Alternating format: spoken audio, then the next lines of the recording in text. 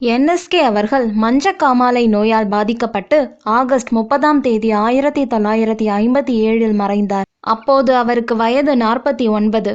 NSK அவர்களுக்கு ஏற்பாடு செய்யப்பட்டிருந்த இரங்கல் கூட்டத்தில் புரட்சி தலைவர் எம்ஜிஆர் பேச எழுந்தபோது துக்கம் தாழாமல் பேச முடியாமல் மேடையிலிருந்து கீழே இறங்கிவிட்டார். திரு அண்ணாதுரை, திரு கருணாநிதி, திரு KR ராமசுவாமி, திரு சிவாஜி கணேசன், திரு கண்ணதாசன், திரு MR ராதா ஆகியோர் அஞ்சலி செலுத்தினர். என்எஸ்கே அவர்களின் மறைவுக்கு பிறகு நாகர்கோயிலில் அவரது இல்லம் கடன் பாக்கி காரணமாக ஏலத்திற்கு வந்தபோது பெரிய தொகை கொடுத்து அந்த வீட்டை மீட்டு மீண்டும் என்எஸ்கே அவர்களின் குடும்பத்தாருக்கு வழங்கினார் புரட்சி தலைவர் எம்ஜிஆர்.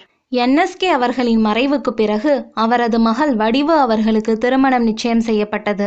புரட்சி தலைவர் எம்ஜிஆர் அவர்கள் தானே முன்வந்து தன் சொந்த செலவில் என்எஸ்கே அவர்களின் மகளின் திருமணத்தை நடத்தி கொடுத்தார்.